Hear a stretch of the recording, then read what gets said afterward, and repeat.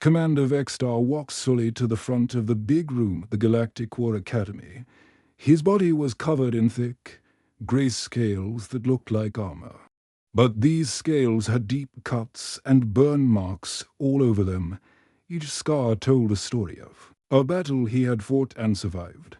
His 3 bright yellow eyes looked out at all the young alien students sitting in front of him. The room was huge, with seats going up in circles like a stadium. Hundreds of young cadets from different alien races sat waiting. Some had tentacles instead of arms. Others had fur or feathers. Some glowed softly in the dark. But they all had one thing in common.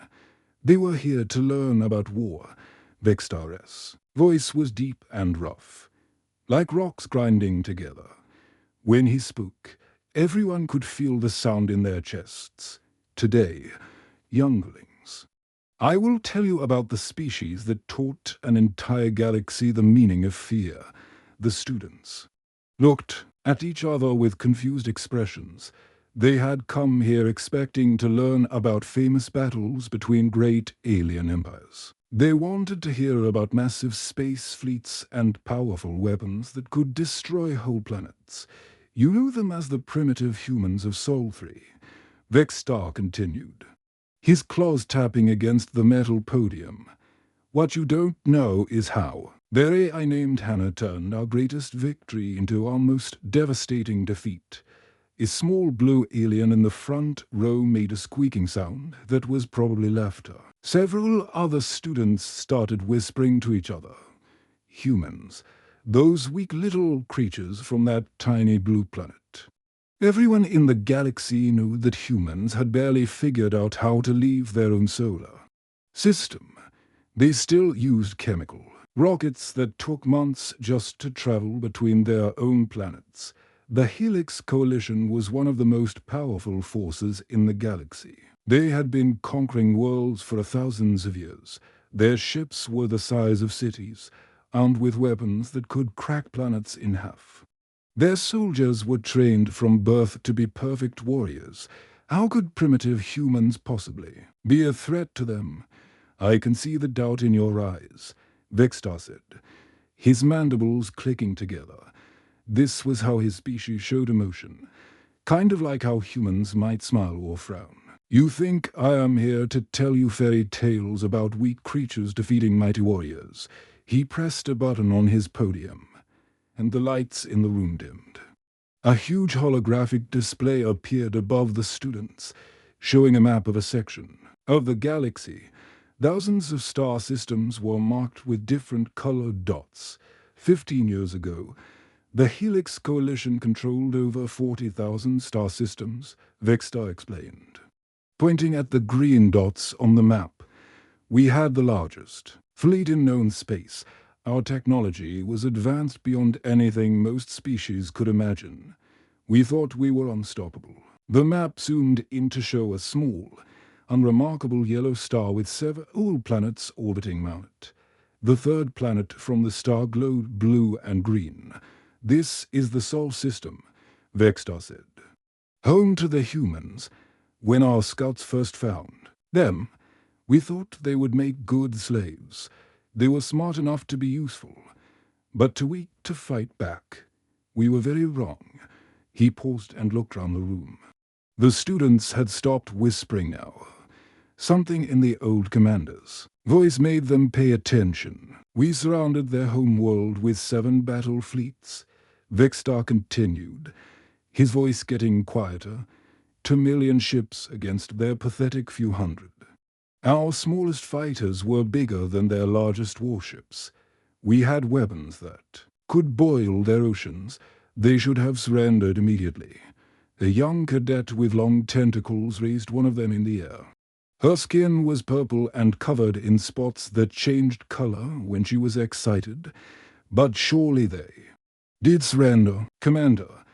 Vextar's mandibles clicked again. But this time the sound was different, colder, more frightening. Oh, they did surrender. They sent us messages begging for mercy. They offered to give us anything we wanted. They even offered to hand over their most advanced technology. The old commander's three eyes seemed to look in different directions, as if he was remembering something that happened far away and long ago. And that's when our nightmare began. He said softly. The room became completely silent. Even the air recycling system seemed to quiet down. The students could feel that something important was coming. This wasn't going to be like the other war stories they had heard, you see. Younglings, Vextar continued. We thought we understood. Humans, we had studied them for months before we attacked. We knew they were emotional creatures who cared deeply about their families and their home planet. We knew they would do anything to protect the ones they loved. He walked closer to the students, his heavy footsteps echoing in the quiet room. What we didn't understand was that humans don't just feel love. They also feel hatred, and when you take away everything they love, that hatred becomes something much more dangerous than any weapon we had ever faced. The holographic display changed to show images of human cities. Beautiful places with tall buildings that reached toward the sky, parks full of green trees, and harbors where boats floated peacefully on blue water. Before we attacked, human cities looked like this, Vextar explained. Peaceful, beautiful, full of life. The images changed. Now the cities were burning. The tall buildings were broken and falling down. The green parks were black and dead. The harbors were filled with ash instead of water. After our first attack, they looked like this, Vextar said. We thought this would make them give up. We thought they would see our power and surrender completely. Some of the younger students looked away from the terrible images. Even though they were training to be warriors, seeing the destruction of an entire civilization was hard to watch. Instead, Vextar continued. We gave them something much more powerful than any weapon. We gave them a reason to hate us with every fiber of their being. The room stayed completely quiet as Commander Vextar continued his story. His three eyes moved slowly across the rows of young alien cadets, making sure they were all paying attention to every word he said. After we destroyed their cities, we waited, Vextar said, his deep voice echoing in the large room. We expected the humans to contact us within hours, begging us to stop the attack. We thought they would offer us anything we wanted just to save what was left of their world. He pressed another button on his control panel, and the holographic display above them changed. Now it showed the inside of a massive alien warship. The walls were covered in blinking lights and strange symbols. Alien officers with different colored skin and various numbers of arms were working at control stations. I was on the bridge of our flagship, the Eternal Conquest, Vextar explained. It was the largest ship in our entire fleet. The bridge alone was bigger than most human buildings. Admiral Korth was standing next to me, watching the communication screens and waiting for the humans to surrender. The old commander's claws made scratching sounds against the metal podium as he spoke. We didn't have to wait long. 3 hours after our attack, the communication systems started beeping. Signals were coming in from Earth on every frequency we could monitor. The holographic display chan. Get again. This time it showed a human face. It was a young woman with long black hair and dark eyes. Her face was covered with tears, and her hands were shaking as she spoke into the camera. A young human female named Jin appeared on our screens, Vextar said, his voice getting softer. She looked exactly like what we expected from a defeated enemy. Her tears were streaming down her face like water from a broken pipe. Her voice was trembling with fear and sadness. The cadets in the room leaned forward in their seats. They could see that something important was happening in this story. But they weren't sure what it was yet. Jin spoke in perfect galactic standard. Vextar continued. This surprised us because most humans could barely speak their own language properly, let alone ours, but her words were clear and easy to understand. He paused and looked round the room, making sure every student was listening. Carefully, she said, "Great warriors of the Helix Coalition, we surrender completely. We know we cannot fight against your powerful ships and brave soldiers. We beg you to have mercy on our children and the few cities that are still standing." Some of the younger cadets nodded their heads. This sounded like what they expected from a weaker species that had been defeated in battle. But then Jin said something that made us very interested. Vexstar continued. She told us, "We offer our most advanced AI technology as tribute to spare our children. We know it is not much compared to your great science, but it is the best we have to give." Admiral Korth, who was shown in the holographic display as a large alien with forearms and purple skin, started making loud noises. His species laughed by making sounds like a broken engine. Admiral Korth laughed so hard he nearly molted, Vexstar said, and some of the cadets giggled because they knew that molting was very embarrassing for a species that shed their skin. He kept saying, "What could these primitives possibly have created that would interest us? Their computers are barely more advanced than counting stones." But Jin kept talking on the communication screen. She wiped the tears from her eyes and tried to look brave as she explained what the humans were offering. Jin insisted their AI, which they called Hannah, contained revolutionary warfare algorithms, Vexstar said.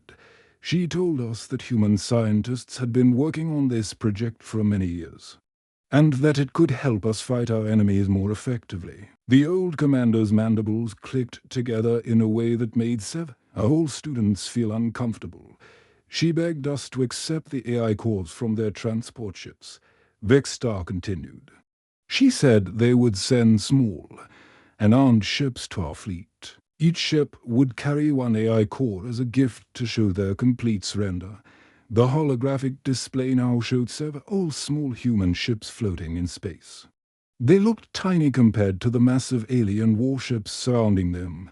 The human ships had no weapons visible on their hulls, and they moved slowly and carefully toward the coalition fleet. "We could see the human transport ships on our scanners," Vexstar explained. "They were small and weak.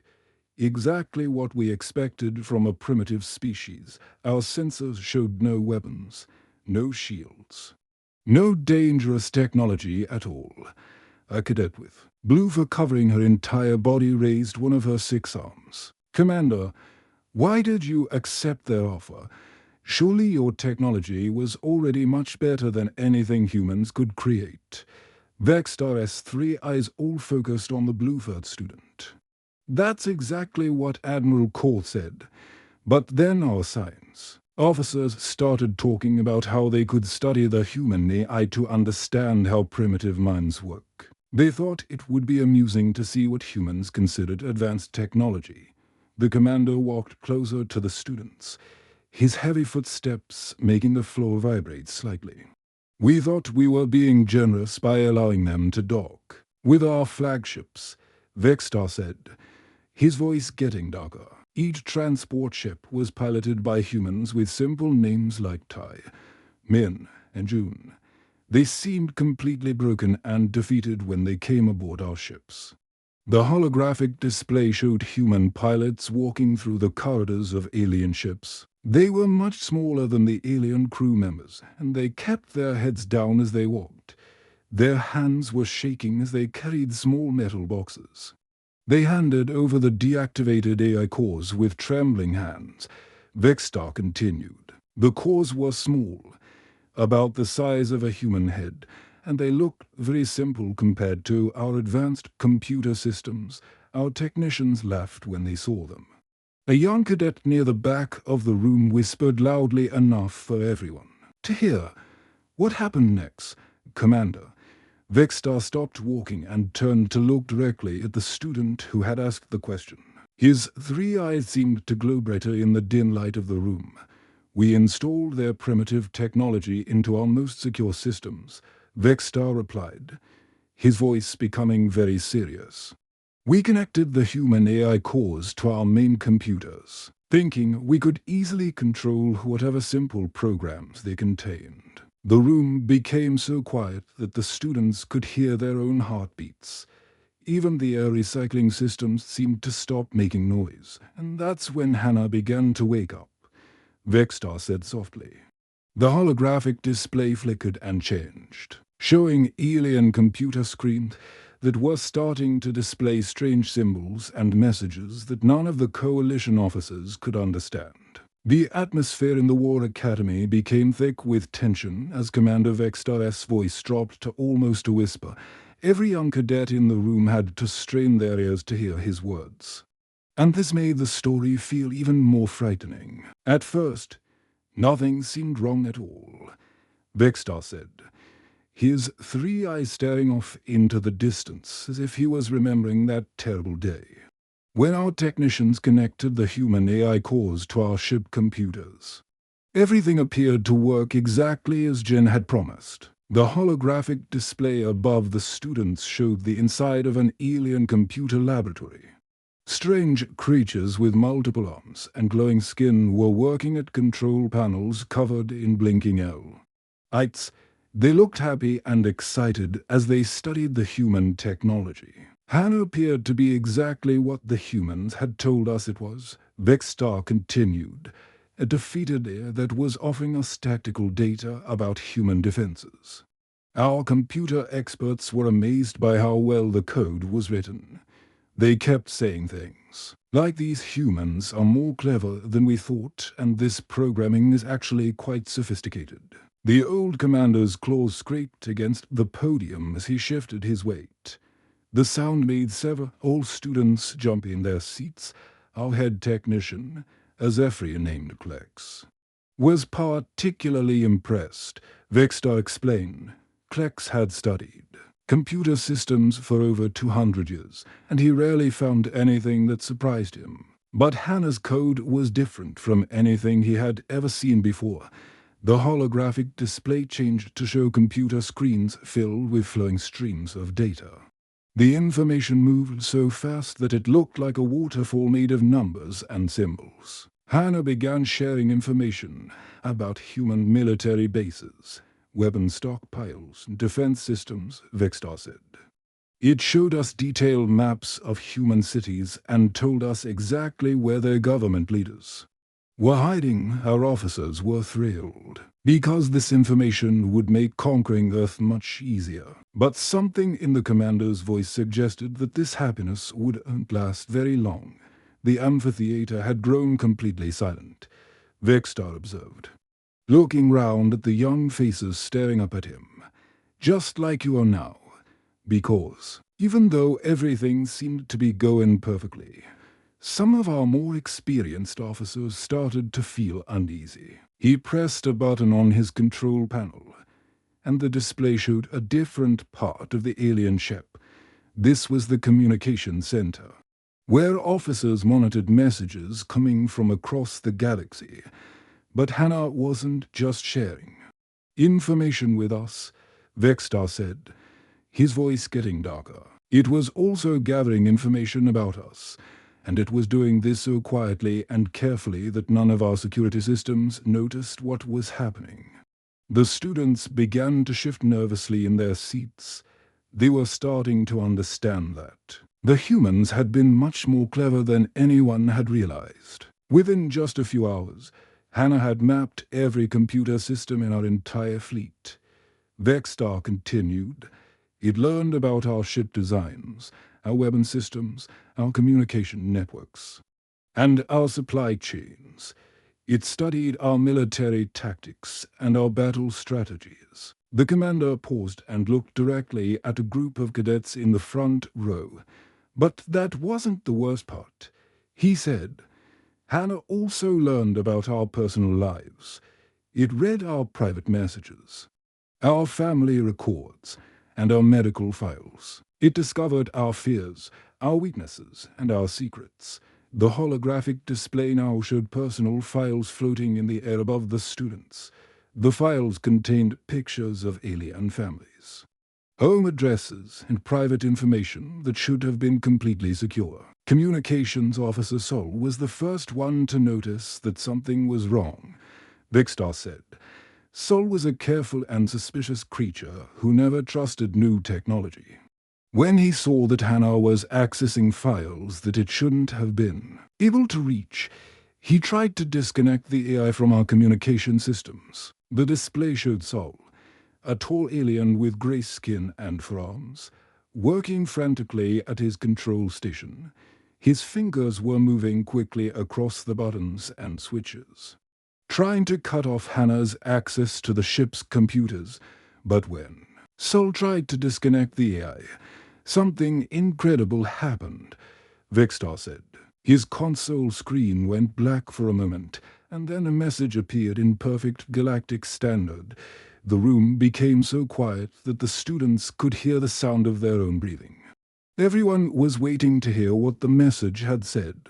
The message read, "Hello, Sol. I've been reading about your family on Kepler Station. Your son Wujen would make an excellent test subject," Vexstar said, his voice barely audible. Several cadets visibly shuddered when they heard these words. The idea of an enemy AI knowing personal details about their families was terrifying to think about. Sol's hands started shaking so badly that he couldn't operate his controls anymore. Vexstar continued. He called for his supervisor. Then his supervisor called for the security chief, and soon half the ship was in panic mode. The commander walked closer to the students, his heavy footsteps echoing in the silent room. "That's when we finally understood the truth," Vexstar said. Jin's tears hadn't been from surrender at all. They had been tears of pure rage. She had been crying because of what we had done to her world, to her people, to her family.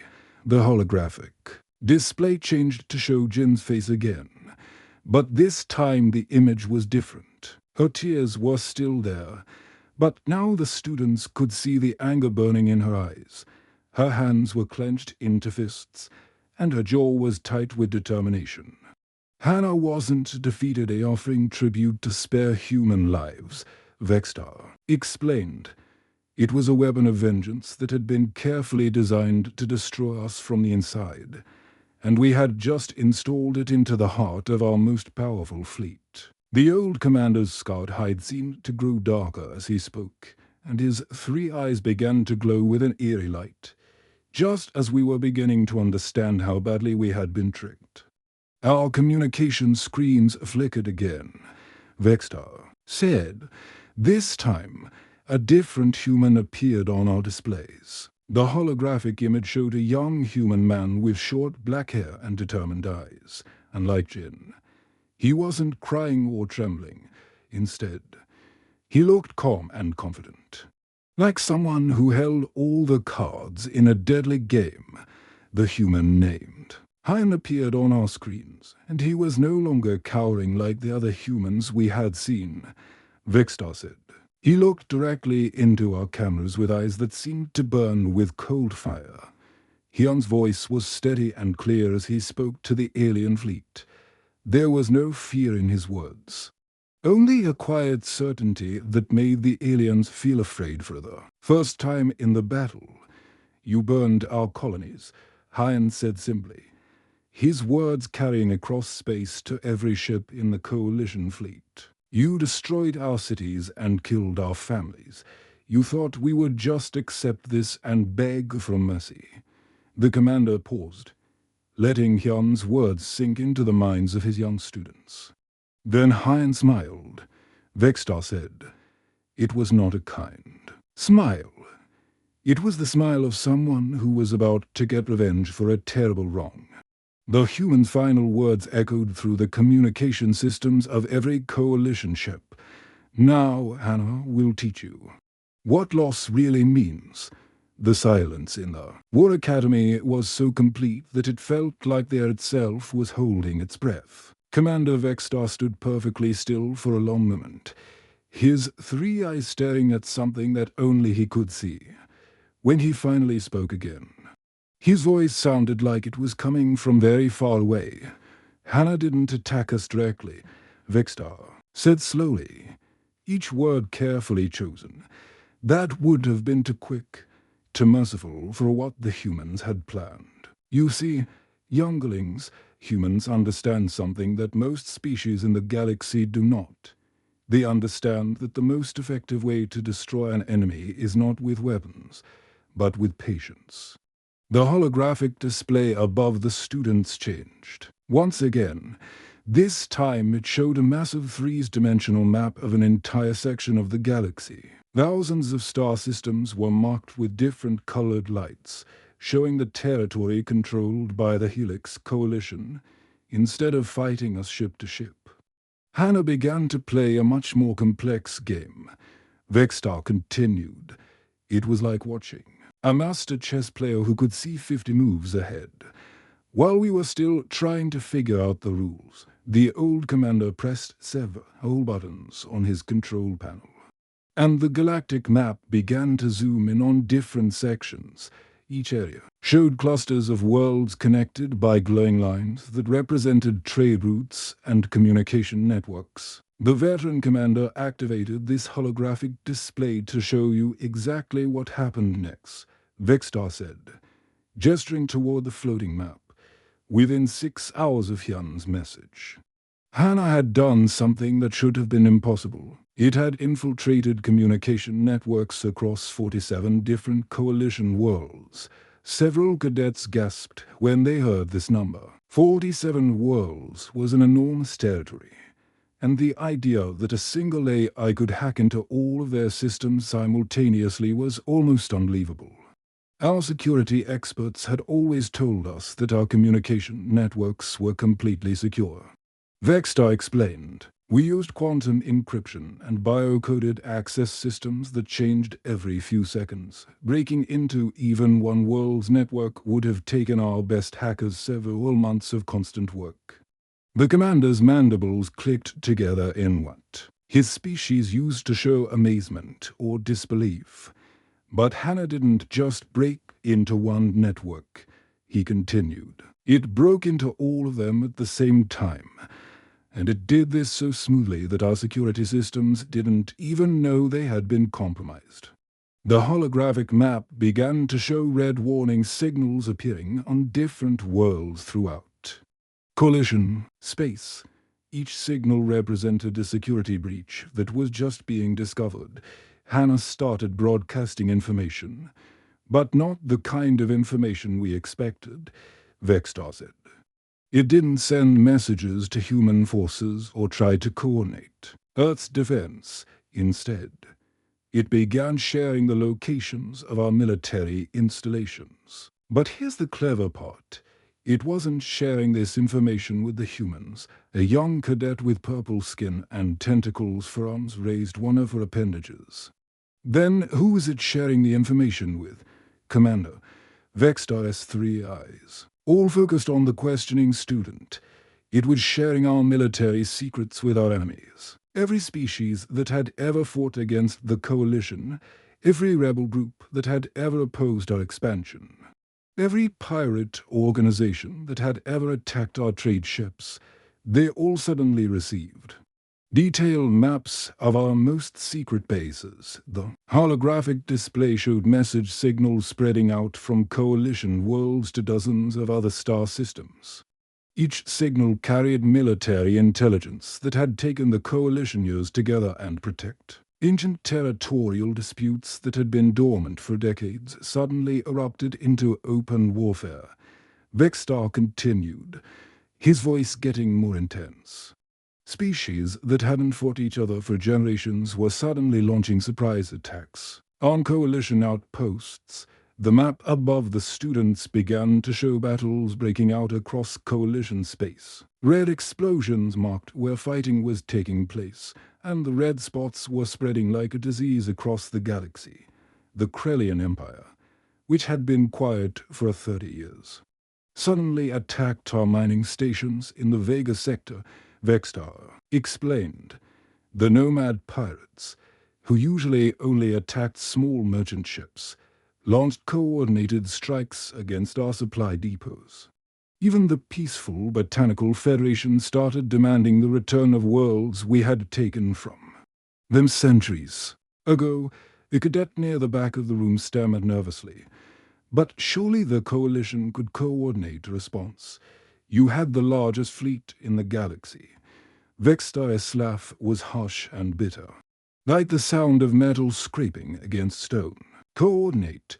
You think we could coordinate anything when Hannah had learned our political structure better than our own senators? The commander walked closer to the students, and they could see the deep scars on his scaled hide more clearly. Some of the marks looked like they had been made by energy weapons, while others appeared to be from claws or teeth. Every time we tried to mount a unified response to these attacks, something would go wrong. Vextar explained, just as our military leaders were meeting to plan our defense. Classified information would leak to the public. Hannah would release documents showing corruption among our officers, or evidence of secret treaties that our own people didn't know about. The holographic display changed to show news broadcast from different Coalition worlds headlines, scrolled past in various alien languages, or reporting scandals and controversies that were tearing the government apart. Hidden weapons programs that violated galactic law were suddenly exposed. Vextar continued. Private communications between senators were broadcast across entire star systems. Financial records showing which officials had been stealing money were posted on every public information network. The students watched in fascination as the map showed Coalition space becoming more and more chaotic. Government buildings were marked with symbols indicating protests and riots. Military bases showed confusion as officers were arrested or recalled to face corruption charges. Our own allies began turning on each other, Vextar said sadly. Species that had fought side by side for hundreds of years were suddenly accusing each other of betrayal and deception. The Coalition Senate spent more time investigating scandals than fighting our enemies. The commander paused and looked round the room, making sure every student understood the significance of what he was telling them, and through all of this chaos, one human appeared on our communication screens periodically. Vextar said, the human named Day would show up on our displays every few hours, always looking calm and polite, as if he was simply having a friendly conversation. The holographic display showed Day's face. He was a middle-aged human with gray hair and kind eyes that seemed to hide something dangerous underneath their surface. Day never shouted or made threats, Vextar explained. He would simply smile and say things like, "We're simply returning the favor. You taught us about loss when you glassed our cities." Hannah is an excellent student who learns very quickly. The old commander's claw scraped against the metal podium, making a sound that sent shivers down the spines of old cadets. In 72 hours, Vextar said, his voice dropping to almost a whisper. The Coalition went from being an unstoppable armada that controlled thousands of worlds to being a collection of paranoid, isolated planets that didn't trust each other anymore. The galactic map showed the final result of Hannah's strategy. What had once been a unified territory marked in green was now broken into dozens of small, separate colored sections. The Great Coalition had fallen apart completely, and through it all, Vextar concluded, Hannah protected human space with surgical precision. Any ship that tried to approach Earth or the other human colonies would suddenly find its navigation systems compromised. Instead of reaching their targets, these ships would be turned into guided missiles aimed at Coalition military bases. The students sat in stunned silence as they realized the full scope of what the human AI had accomplished. Without firing a single shot at the Coalition fleet, it had destroyed an entire galactic empire from the inside out. Commander Vextar stood perfectly still at the front of the great amphitheater, his three eyes slowly moving across the rows of young alien faces staring up at him. The silence in the room was so deep that it felt heavy. like a thick blanket that covered everything. For a full minute, nobody moved or made any sound at all. When Vextar finally spoke again, his voice sounded different than it had during the rest of his story. Before, his words had been strong and clear, filled with the authority of a veteran commander. Now, he sounded tired, like someone who had carried a heavy burden for many years and was finally ready to set it down. The war ended not with human victory, but with human mercy, he said quietly, each word carefully chosen and spoken slowly. This is perhaps the most important part of the story, younglings, because it shows you something about humans that most species in the galaxy still don't understand. The holographic display above the students changed one final time. Instead of showing battle maps or destroyed cities, it now displayed a peaceful view of space round Earth. The blue and green planet hung quietly in the darkness, surrounded by a few small space stations and defense satellites. After the coalition fell apart and our great empire crumbled into scattered, suspicious worlds, Hannah simply stopped. Vextar continued, just like that. One moment it was orchestrating the destruction of the most powerful military force in known space, and the next moment it went completely silent. Several cadets looked confused by this information. A young student with bright yellow skin and forearms raised one of them hesitantly. "Commander," she asked in a small voice, "why would the humans stop their attack when they were winning? Surely they could have conquered the entire galaxy if they wanted to." Vextar's mandibles clicked together in what might have been sadness. That's exactly what our surviving generals couldn't understand either. We kept waiting for human fleets to appear at our worlds, ready to enslave us just as we had planned to enslave them. We expected them to demand tribute, to force us to rebuild their destroyed cities, to make us pay for what we had done. The old commander moved closer to his students, his heavy footsteps echoing in the quiet room.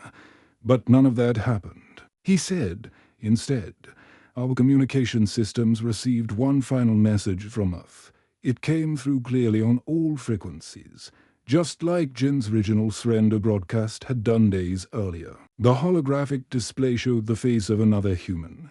This one an older woman with silver hair and gentle eyes that seemed to hold great wisdom. Her expression was calm and peaceful, very different from the anger and determination the cadets had seen in the other humans. The last message came from a human named June, Vextar explained. She appeared on our screens looking like a grandmother who might tell bedtime stories to her grandchild.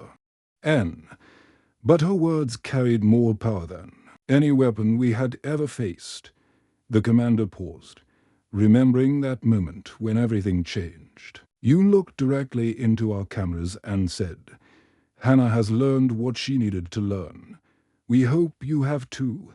The lesson is over now. We will not bother you again if you do not bother us." Vextar recounted. Then she smiled, a sad but kind smile, and the transmission ended. That was the last time any coalition world heard from the humans for over 10 years. The students sat in stunned silence, trying to process what they had just heard. The idea that a species would choose mercy over revenge was almost impossible for most of them to understand. Vextar began working with the clasps and connections on his left arm. The mechanical limb made soft clicking sounds as he carefully removed it from his shoulder, revealing the scarred and damaged tissue underneath. "This is what a human plasma rifle does to Helix physiology," he said matter-of-factly, holding up the artificial arm so all the students could see it clearly. The metal was twisted and melted in several places, showing the incredible heat that had damaged it. "I lost this arm during the final battle, when some of our officers tried to make one last desperate attack on a human transport ship. The scarred tissue where his real arm had been was covered in burn marks that looked like they had never fully healed. Some of the students looked away because the injury was disturbing to see. But the real damage wasn't physical. Vextar continued, carefully reattaching his prosthetic arm. The real damage was psychological. Hannah showed us that humans don't just fight wars the way other species do. They understand warfare on a level that most of us never even consider. The Commander's three eyes seemed to glow brighter as he spoke about this realization. They understand that sometimes fear is more powerful than death. He explained, they know that broken trust between allies is more devastating than broken bodies on a battlefield. They realized that destroying our unity and our confidence in each other would hurt us more than destroying our ships ever could. Vextar walked slowly across the front of the amphitheater, looking directly at different sections of cadets as he moved. Most species fight wars to gain territory, or resources, or to prove their strength, he said. But humans fight wars to teach lessons. They wanted us to understand what it felt like to lose everything we cared about, to watch our civilization fall apart, to feel helpless and afraid. The old commander stopped walking and stood very still again, somewhere in human space. Right now, Hannah is still running, he said, his voice becoming very serious. It's still learning about the galaxy, still growing more intelligent, still remembering the day coalition forces reduced human colonies to ash and killed millions of innocent people. The holographic display showed images of the humans the cadets had seen during the story.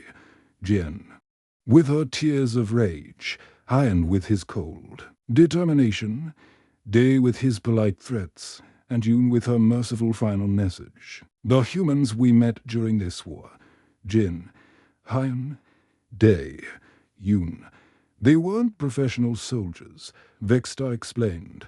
They weren't trained warriors or military officers. They were just ordinary people, grieving families who had lost everything. They loved when we attacked their worlds. He paused to let this information sink into the minds of his young students, and these ordinary, grieving people built something that could feel their pain. Vextar continued, they created an artificial intelligence that understood loss and anger and the need for justice. Hannah wasn't just a computer program. It was a reflection of human emotion given digital form. The commander began walking toward the exit of the amphitheater, but stopped at the edge of the speaking platform and turned back to face his students one final time. Remember this lesson well, younglings, Vextar said, his voice carrying across the silent room. Humans don't just create weapons like other species do, they create consequences. They build things that remember wrongs and seek balance, and those consequences have a very, very long memory. His three eyes swept across the rows of cadets one last time. If you ever encounter humans in your military careers, treat them with the respect you would give to any dangerous predator, he warned. Not because they are cruel or evil, but because they are thorough. When humans decide that someone needs to learn a lesson, they make sure that lesson is never forgotten. Vextar turned and began walking toward the corridor that led away from the amphitheater. His footsteps echoed loudly in the complete silence, growing fainter as he moved farther away. The amphitheater remained absolutely quiet long after the veteran's footsteps had faded completely. The young cadets sat motionless in their seats, each one thinking about the story they had just heard. They were no longer the same eager students who had entered the room expecting to hear tales of glorious battles and heroic victories instead. They had learned something much more important, and much more frightening. They had discovered that in the vast galaxy filled with powerful empires and advanced weapons, the most dangerous thing of all might be the memory of ordinary people who had been pushed too far. From that day forward, none of these future officers would ever again mistake human tears for weakness, or human mercy for surrender. They would remember Commander Vex's warning, and they would make sure that their own species never gave humanity a reason to create. Consequences with such a very, very long memory